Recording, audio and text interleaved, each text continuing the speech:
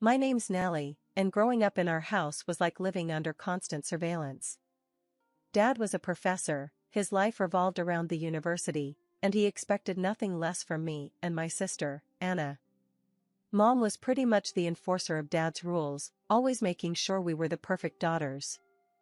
It was a regular evening at home, and I was trying to finish a book I'd been secretly reading under the covers for the past week. The living room was buzzing with the usual chatter about Anna's latest achievements. She went to high school, and every day there was a new reason for our parents to be proud. Dad's voice boomed from the living room, pulling me back to reality. "Nellie, can you come here for a moment?" Dragging myself away from my book, I headed to the living room.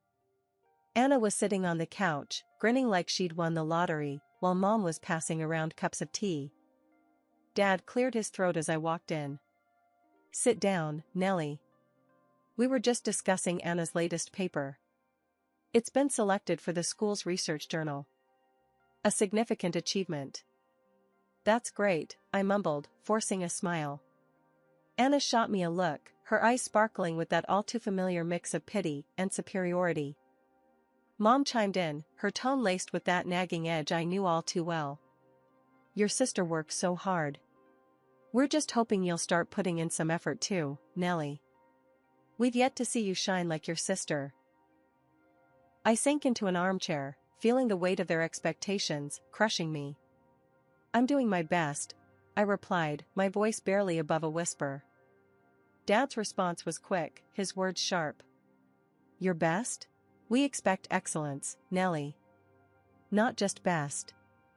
You need to start thinking about your future, about making something of yourself." I wanted to scream, to tell them that I had my own dreams, that I hated biology and the sterile life they were pushing me into. But I knew better. Instead, I nodded, pretending to absorb their advice. "Why can't you be more like your sister?"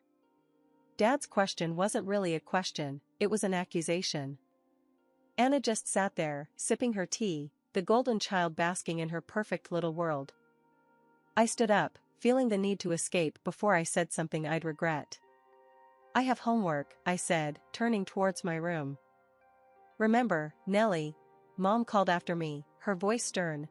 "We're only hard on you because we care. You'll thank us one day."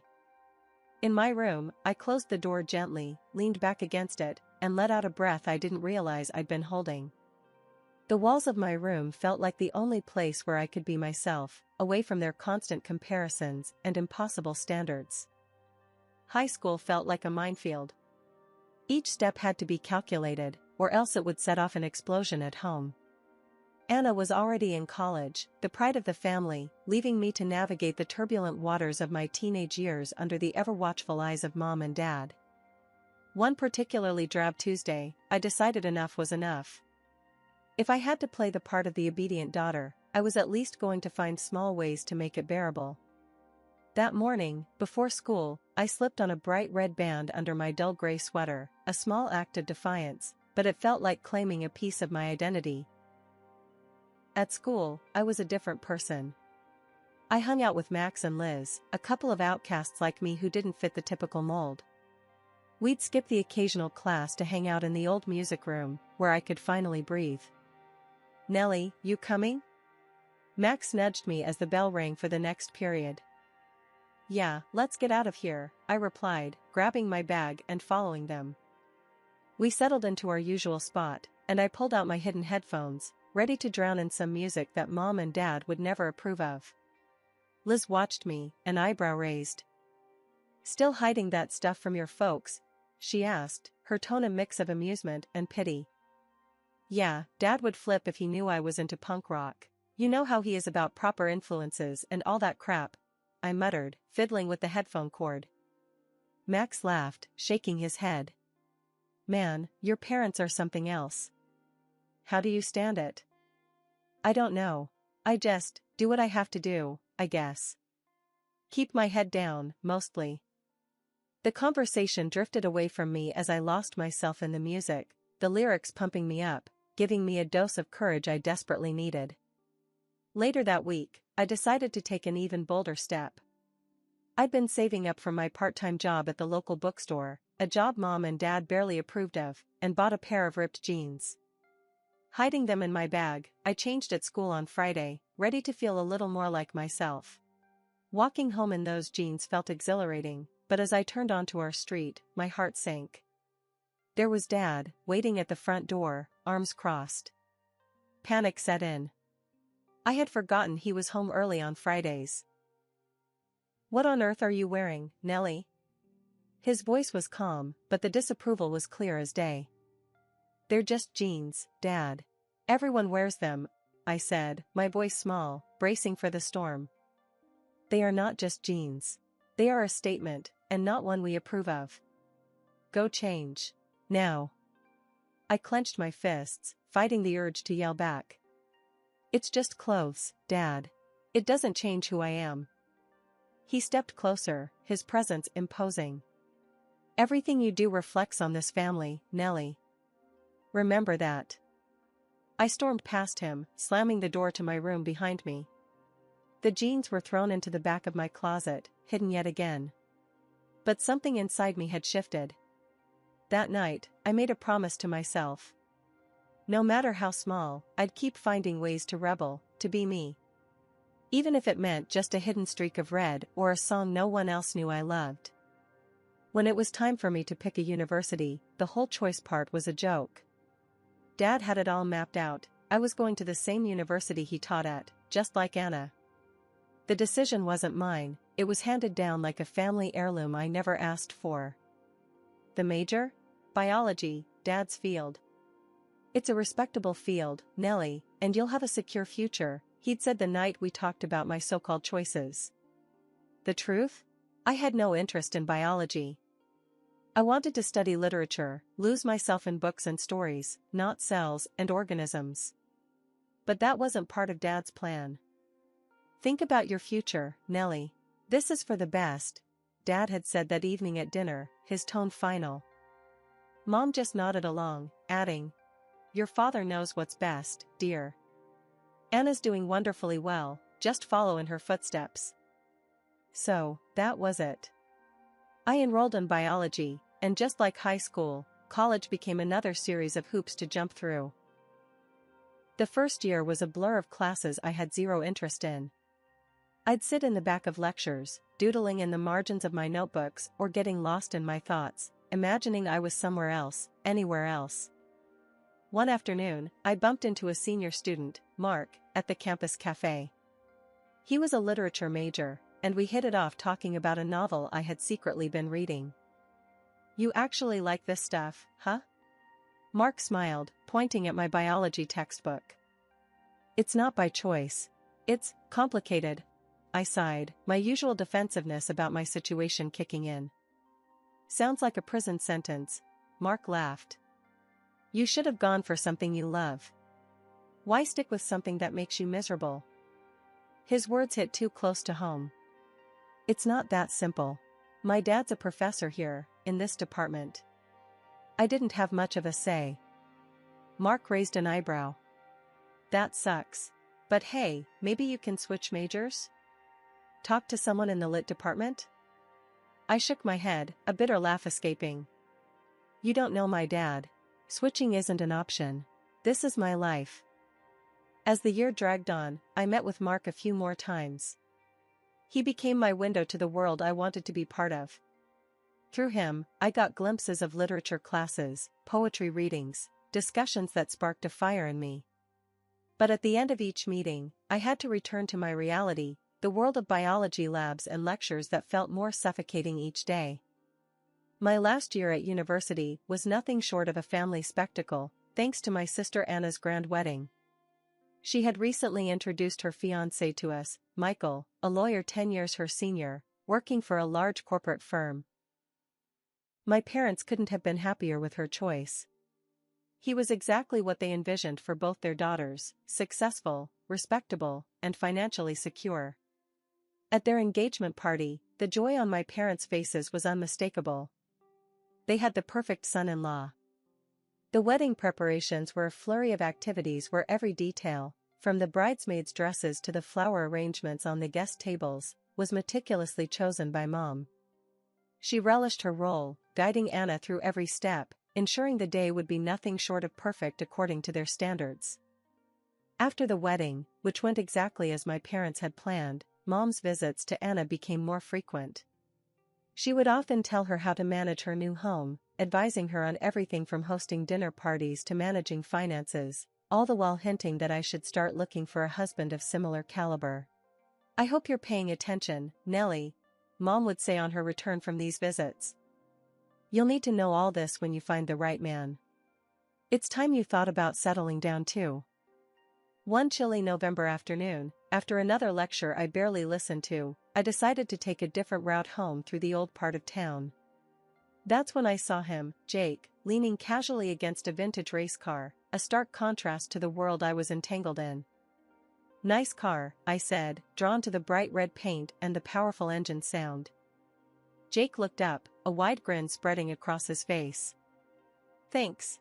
She's a beauty, isn't she? Took me ages to get her running this smooth. Wanna take a ride?" I was just about to test her on the open road. I hesitated, glancing back the way I came. It would be so easy to just walk away, to return to the path laid out for me. But something in me rebelled at the thought. "Sure, why not?" I replied, surprising myself. It felt reckless, but exhilarating. The ride was liberating. The speed, the wind, the sheer freedom, it was intoxicating. For those moments, I wasn't Nellie, the biology student who was suffocating under her parents' expectations. I was just Nellie, the girl who could go anywhere and be anything. When we finally slowed down, Jake looked at me, his eyes curious. "You seem like you really needed that escape. What's your story?" I sighed, the weight of my world settling back on my shoulders. "It's a long one. Let's just say I'm stuck in a life I never chose." He nodded, understanding more than I expected. "I get it. I was there once, stuck, I mean. Until I decided to do something about it. Life's too short to live someone else's dream, you know?" Over the next few months, Jake became my escape, my slice of freedom. We met often, driving for hours, talking about everything and nothing. He showed me that another life was possible, one where I could make my own choices.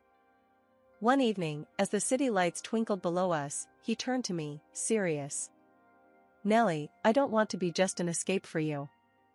I want this to be real, for us to take on the world together. What do you say?" Looking into his eyes, I realized this was it. My chance to choose my own path.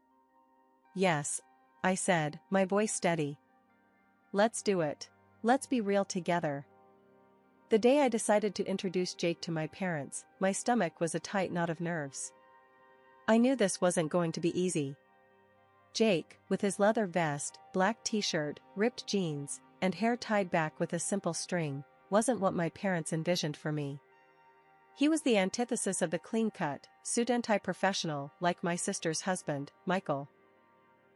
We walked up the driveway, and I could already feel the judgmental gaze that would come through the curtains. I took a deep breath and rang the bell. My heart pounded as the door swung open, revealing my mom, her expression transforming from surprise to shock in an instant. "Mom, Dad, this is Jake," I said, trying to keep my voice steady. Jake stepped forward, offering a friendly smile. "Nice to meet you," he said, extending his hand. My dad looked him up and down, ignoring the offered hand. "What did you say you do for a living?" he asked, his tone harsh. "I'm a mechanic," Jake replied, undeterred by the cold reception. "I also race cars." Mom gasped softly, clutching her chest as if the words were physical blows. Dad's brow furrowed deeply. "A mechanic? And that's supposed to support my daughter?" I jumped in, feeling the need to defend him. Jake is amazing at what he does. He's passionate and incredibly skilled. Dad snorted, shaking his head. "Skills in racing cars? That's a hobby, not a career. What about your education?" Jake was calm, though I could tell he was starting to get annoyed. "I've completed specialized courses for my trade. I didn't go to university, if that's what you mean." The room went cold. Mom looked like she might faint. You expect to marry my daughter with no proper education? I love Nellie, Jake said firmly. I intend to make her happy. Happy? With what? Do you want to feel like a piece of trash in an old shabby apartment? Love doesn't pay the bills. Dad's voice rose, his temper flaring. I felt a surge of anger. I don't care about money. I care about being with someone who loves and respects me. I shot back. Dad pointed a finger at me, his face red. You're making a huge mistake. I won't allow it. We do not give our blessing to this farce. Mom's voice was shrill, panicked. You're not thinking clearly, Nellie. This isn't you. It's exactly me. This is who I am. Jake makes me happy, far more than any lifestyle you wish I had, I argued, my voice rising to match theirs. Dad was adamant. If you choose this man, you choose him over your family. We won't support this. If you leave with him, don't think you can come back. I took a deep breath, my decision clear. I choose us, Jake. I choose freedom and happiness, even if it means losing them. Mom burst into tears, and Dad's voice was cold as ice. Go then. And when he leaves you, don't come crawling back to us. I grabbed Jake's hand, pulling him toward the door. I won't. I'll never come back, I said, my voice steady, despite the tears I fought back. We walked out of the house, the door slamming shut behind us. The finality of that sound echoed in my heart. I had chosen my path, and as we drove away, I felt a mix of heartbreak and relief. The day of our wedding was bittersweet. I had secretly hoped that maybe, just maybe, my parents or Anna and her husband would show up, or at least send a card. But as the day went on, it became clear they wouldn't be part of it. The silence from their end was deafening, yet as I stood there exchanging vows with Jake, I felt a profound happiness that overshadowed the disappointment. After the wedding, life with Jake felt like a whirlwind of happiness and new beginnings. His passion for cars and his talent as a mechanic led him to pursue further training, specializing in servicing high-end, luxury cars. His reputation grew, and soon he opened his own company. It was a risk, but it paid off. Looks like all your hard work is really paying off, I told him one evening as we reviewed the company's growth charts. His face lit up with that smile that always made me melt. It's our hard work, he corrected me with a wink. Couldn't have done it without my top-notch dispatcher and business manager. Our personal life was equally rewarding. Jake's mom, who lived not too far from our new house, became like the family I had lost. She embraced me wholeheartedly, calling me her daughter, filling a void I hadn't realized was so profound. You're more of a daughter to me than an in-law, she would say, her warm embraces making me feel cherished and accepted. We would often have her over for dinner, or spend weekends together, exploring local markets or just enjoying each other's company. On weekends, Jake and I indulged in our shared passion for nature. We'd drive out in one of the sleek cars from his shop, always returning it spotless, of course, and find new trails to explore or quiet lakes to picnic by. These moments, away from the buzz of daily life, were our little slices of paradise. As our first anniversary approached, we decided to host a small celebration at our home. I handled the invitations, a pang of sadness hitting me as I realized I wouldn't be sending any to my family. Instead, I focused on the friends and the new family we had formed, those who had supported us and cheered us on every step of the way. Life had settled into a comfortable rhythm. Jake and I were happily running our business, and our days were filled with a sense of accomplishment and contentment. My mother-in-law, who lived nearby, was a frequent visitor and had become like a second mother to me. Her visits always brought warmth and laughter to our home. One afternoon, she arrived looking unusually troubled, her brow furrowed as she took off her coat. There's a scandal brewing at the university, she said as soon as she sat down. It's all over the news. A professor has been accused of plagiarism and stealing someone else's scientific work. My heart skipped a beat. Did they say who it was? She shook her head. No, they didn't mention a name, but it's quite the talk around town. A sinking feeling settled in my stomach. The university they mentioned was where my father worked. I hadn't spoken to him or my mother since the day I chose to marry Jake and leave my old life behind. After my mother-in-law left, I turned on the TV and flipped through the channels until I found the news. The reporter was standing in front of the university, talking about the allegations against a prominent professor. Then they flashed my father's photo on the screen. It was him. My hands trembled as I absorbed the news. His career, his reputation, everything was at risk. 2 weeks later, the issue was still a hot topic on the news when the unexpected happened. Jake and I were at our shop when I noticed a familiar car pulling into the parking lot. My breath caught in my throat as my parents stepped out. It had been years since I last saw them. The staff pointed them in my direction, and as they walked toward us, I could hardly recognize them. My mother had lost a lot of weight, her clothes hung loosely, making her look frail and aged. My father seemed a shadow of the man he once was, his posture slumped and his eyes lacking their usual firm resolve. As they approached, my mother's eyes filled with tears. "Nellie," she said, her voice cracking with emotion. "Mom," I replied, my voice neutral, guarding my feelings. "We need to talk to you," my father said, his voice low. I looked at Jake, then back at my parents, 1,000 memories and feelings swirling in my mind. I knew this conversation was inevitable, but I was not ready to simply let them back into my life without understanding their reasons for coming now, after all this time. "Not here," I said, indicating the busy shop around us. "We can go to my office." They nodded, and we walked to the small building next to the garage where I handled the administrative work. Inside, I offered them seats, but the air between us was thick with unsaid words and years of separation. Sitting across from my parents in the cramped confines of my office, the air felt thick with unsaid things and old grievances. My father's face was stern, etched with lines of stress and anger, while my mother appeared worn and anxious. "It was hard finding you, Nellie," my mother started, her voice quivering slightly. We've been through so much." My father's voice was gruff, his usual warmth missing. "I've been accused of plagiarism and theft of scientific work unfairly. I reached out to your sister's husband for help, thinking family would provide support without trying to make a profit from our misfortune." I raised my eyebrows, waiting for him to continue. "He wanted to charge an exorbitant fee," Dad continued, his tone sour. "Your sister sided with him, choosing her husband over her own family. So, we had no choice but to disown her." There was a cold irony in his words, a mirror to the past when they had turned me away for choosing Jake. "And now you come to me?"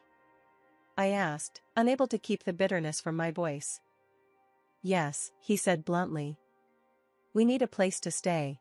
We've had to sell the house to cover legal fees. We have nowhere else to go." I couldn't help but laugh, a short, harsh sound that filled the small office. "You disowned me, remember? You literally cursed me, wishing I'd fail and come crawling back." The pain of that day, still vivid in my memory, surged forward. "And now you expect what? That I'd welcome you with open arms?" My mother's face crumpled. "We're still your parents, Nellie. How can you turn us away?" "Because you taught me how," I replied sharply. "When you chose your pride over your daughter, you showed me that blood isn't thicker than water, not always." Dad's eyes narrowed. "We are your family. You owe us." "I owe you nothing," I shot back. For once, Anna made the right decision, and I'm proud of her for standing by her husband. It's more than what was ever afforded to me. The room grew colder, the tension palpable. My mother began to shout, calling me ungrateful and heartless. Jake, who had been silent beside me, stood up, his presence commanding. "I think it's time for you to leave," he said calmly but firmly. He turned to one of our workers visible through the office window. "Make sure they don't come back here," he instructed quietly. My parents were left standing in the middle of the room, a final look of shocked defeat on their faces as we walked away. That was the last time I saw them. In the months that followed, Jake and I grew even closer, united against the turmoil that had tried to tear us apart. We welcomed a daughter into our family, a new beginning in the truest sense. My mother-in-law, ever supportive, was a constant help, showering her new granddaughter with love and affection. Life moved on, and the pain of the past began to fade, overshadowed by the joy of the present and the promise of the future. I had learned that family isn't always defined by blood but by the bonds you choose to nurture and protect.